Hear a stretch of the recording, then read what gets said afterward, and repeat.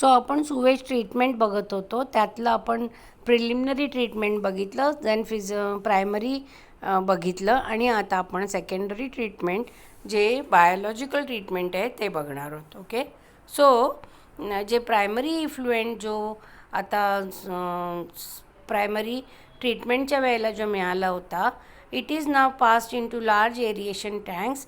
Here it is constantly agitated mechanically and air is pumped into it. Aerobic bacteria, they grow vigorously and they form flocs. Flocs are the masses of the bacteria that are held together by slime and fungal hyphae to form a mesh-like mass.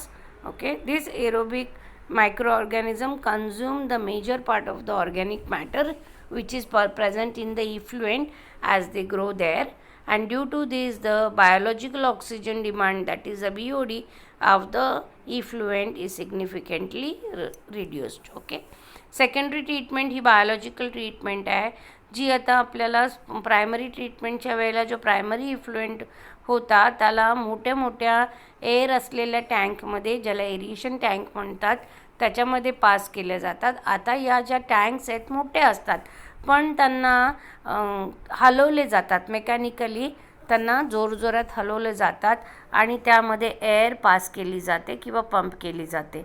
आता air pass केल्यामुळे जे aerobic bacteria आहेत तिथे fast grow होतात आणि ते एकत्र येतात आणि ते फ्लॉक्स तयार करतात. फ्लॉक्स म्हणजे काय आहेत? तर फ्लॉक्स हे बॅक्टेरियाचे मासेस आहेत जे एकत्र आणले जातात स्लाईमनी, चिकट स्लाईम असते आणि फंगसचे जे हायफे आहेत त्याच्यामुळे. सो हा स्लाईम आणि फंगसचे हायफे एक मेश किंवा एक जाळी तयार करतात मासची, आणि इथे हे जे एरोबिक बॅक्टेरिया आहेत ते ऑर्गॅनिक मॅटर जो आहे त्यातला तो जवळजवळ खूप सारा पार्ट ऑर्गॅनिक मॅटरचा खाऊन टाकतात किंवा संपवतात किंवा डायजेस्ट करतात जो इफ्लुएंटमध्ये प्रेझेंट आहे. म्हणजे जसे ते ग्रो होतात तसतसं ते एरोबिक बॅक्टेरिया तो जो ऑर्गॅनिक मॅटर जो आहे इफ्लुएंटमधला तो संपवायला लागतात आणि त्यामुळे जो बायोलॉजिकल ऑक्सिजन डिमांड आहे या इफ्लुएंटची ती बाकी कमी होऊन जाते. ओके, त्यानंतर बाकी लास्ट पार्ट आहे जो tertiary treatment. So in the tertiary treatment, once the BOD of the waste water is reduced, it is passed into a settling tank. Here the bacterial flocks are allowed to sediment or settle. Now the sediment is now called as activated sludge. Small part of this is again passed back into the aeration tank and the major part is pumped into the large tanks called the anaerobic sludge digester. Now in these tanks the anaerobic bacteria, that is they don't need oxygen, they grow and they digest the bacteria and the fungi in the sludge. During this anaerobic digestion, gases like methane, hydrogen sulfide, carbon dioxide, etc. are produced. The effluents from these plants, that is the digesters, after chlorination is released into the natural water bodies like river and streams, and because of the chlorination the pathogenic bacteria are killed and then the digested the sludge is then disposed. म्हणजे tertiary ट्रीटमेंटमध्ये काय होतं, आता आपण बघितलं होतं की जी BOD होती आता या वेस्ट वॉटरची ती कमी झालेली आहे आणि हे जे वेस्ट वॉटर आहे ते आता सेटलिंग टँकमध्ये पास केलं जातं. इथे हे बॅक्टेरिया जे फ्लॉक्स तयार झालं होतं त्यांना सेटल किंवा सेडिमेंट व्हायला देतात आणि जो सेडिमेंट आता खाली जो राहतो आहे त्याला म्हणतो आपण ॲक्टिवेटेड स्लज. आता या ॲक्टिवेटेड स्लज खालून ओपन असतो तो टँक, छोटंसं ओपनिंग असतं, त्यातला थोडा भाग बाकी काढून पुन्हा जो फोर्थ जो प्रोसेस होता एरिएशन जे टँक होते ओके त्याच्यामध्ये पाठवला जातो आणि जो राहिलेला जो पूर्ण मेजर खूप सारा जो पार्ट आहे तो परत त्याला लार्ज टँक्स ज्यांना आपण ॲनारोबिक स्लज डायजेस्टर म्हणतो त्यांच्यामध्ये पंप केला जातो. आता या ॲनारोबिक स्लज डायजेस्टरच्या टँक्समध्ये ॲनारोबिक बॅक्टेरिया ग्रो होतात आणि मग ते बॅक्टेरिया आणि स्लज बॅक्टेरिया आणि फंगस या स्लजमध्ये जे आहेत त्यांना डायजेस्ट करायचं काम किंवा संपून टाकायचं काम करतात. आता या ॲनारोबिक डायजेशनच्या वेळेला methane, hydrogen oxide, carbon dioxide हे गॅस प्रोड्यूस केले जातात आणि जे इफ्लुएंट आता राहणार आहे या डायजेस्टर्सपासून किंवा या प्लांट्सपासून त्यांना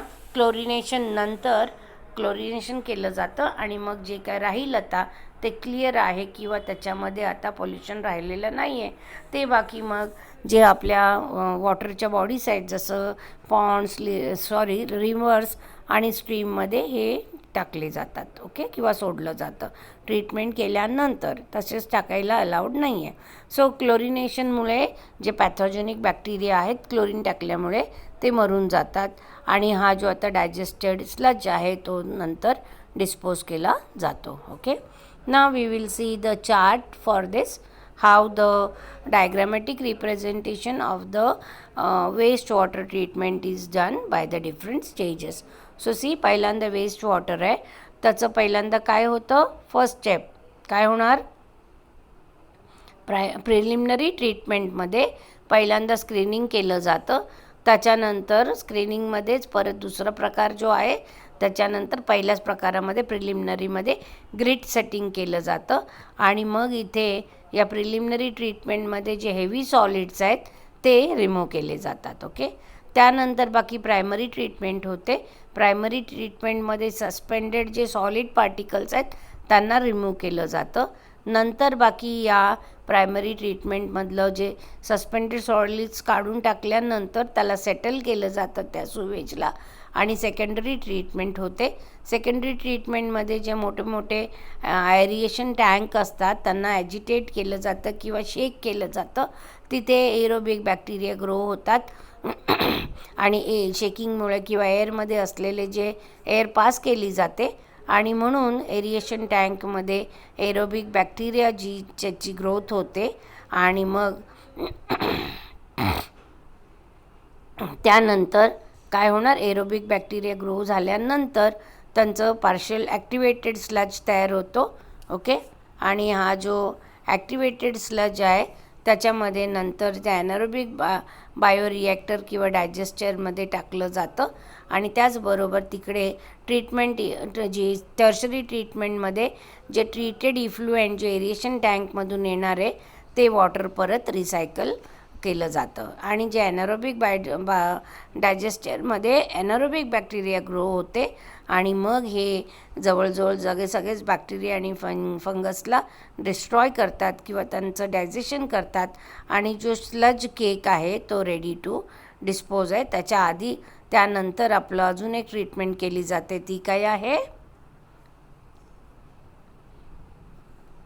ओके. सो अजून पहिल्यांदा त्याच्यामध्ये क्लोरिनेशन करून नंतर वॉटर बॉडीमध्ये हे स्लज टाकलं जातं. Okay, so this is about the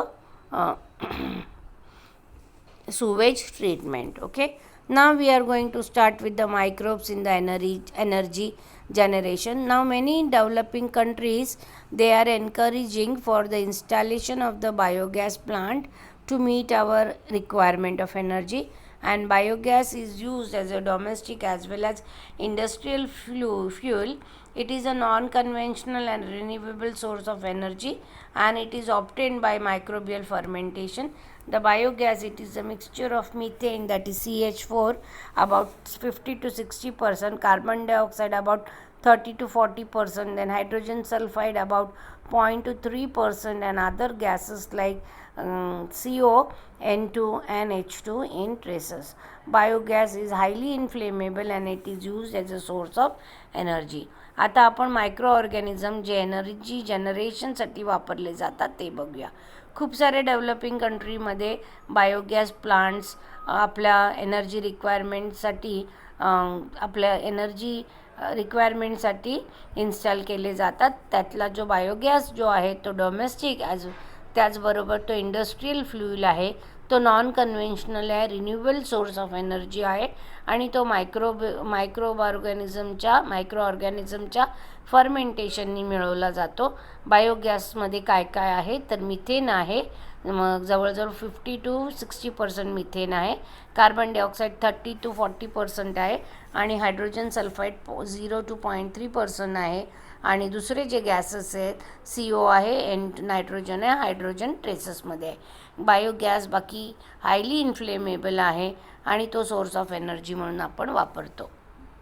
okay, आजकाल कुठेच बायोगॅस मिळत नाही कारण ॲनिमल्सच राहिलेले नाही आहेत. ओके, ॲनिमल्स नाहीत, ॲनिमल्सची वेस्ट नाही, त्यामुळे बायोगॅस आपल्या कंट्रीमध्ये तरी, आपल्या या भागामध्ये तरी आता खूप कमी दिसतात. पण सोलापूर साताराकडे तुम्ही गेलात तिकडे अजूनही शेती आहे, त्याबरोबर गाई म्हशी गुरं आहेत आणि म्हणून लोक मोठ्या प्रमाणामध्ये बायोगॅस वापरतात.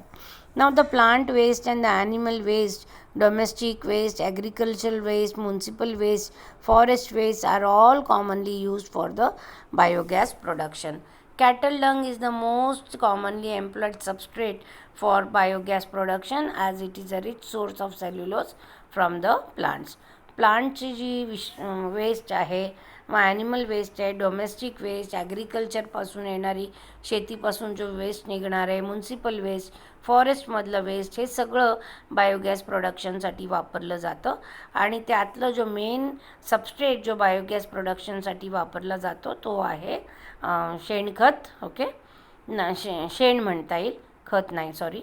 It is a rich source. हे जे शेण आहे त्याच्यामध्ये सेल्युलोजचा प्लांट्समधून जे सेल्युलोज मिळतो तो त्याच्यामध्ये जास्त प्रमाणात असतो. Okay, now how the biogas production is done that we are going to see. Mostly commonly use models of biogas plants are KVIC or IARI. The digester used in the biogas production is called as the biogas plant, and the typical biogas plant using the cattle dung as a raw material consists of a digester and a gas holder. Digester is made up of concrete bricks and cement or steel. There is a cylindrical gas holder or gas tank above it to collect the gases. Digester has a side opening charge pit into which the raw material as cow dung is fed. The digester is partly buried in the soil. म्हणजेच आता biogas production आपण बघणार. जे model बायोगॅसचे वापरले जातात ते आहे KVIC आणि IARI. जे डायजेस्टर या बायोगॅस प्रोडक्शनसाठी वापरलं जातो त्याला आपण बायोगॅस प्लांट म्हणतो. टिपिकल जो बायोगॅस प्लांट आहे त्याच्यामध्ये शेण वापरलं जातं रॉ मटेरियलसाठी. त्यानंतर त्याच्यामध्ये एक डायजेस्टर असतो आणि गॅस होल्डर असतो. डायजेस्टर हा बाकी कॉन्क्रीट ब्रिक्सनी किंवा विटांनी बनलेला असतो आणि किंवा सिमेंट आणि स्टीलनी बनलेला असतो. तो त्याच्यामध्ये एक सिलेंड्रिकल गॅस होल्डर असतो किंवा गॅसची टँक असते आणि ही त्या डायजेस्टरच्या वर असते आणि त्याच्यामध्ये हा गॅस कलेक्ट केला जातो. डायजेस्टरला एक साईडला ओपनिंग असते ज्याला आपण चार्ज पिट म्हणतो, ज्याच्यामध्ये जे शेण आहे ते त्याच्यामध्ये टाकलं जातं. डायजेस्टर हा पार्टली अर्ध सॉईलमध्ये बाकी असतो, बरीड असतो. ओके, आता ॲनरोबिक डायजेशन जे आहे त्याच्यामध्ये 3 प्रोसेस होणार आहेत. सो हे आपण पुढच्या लेक्चरला बघूया.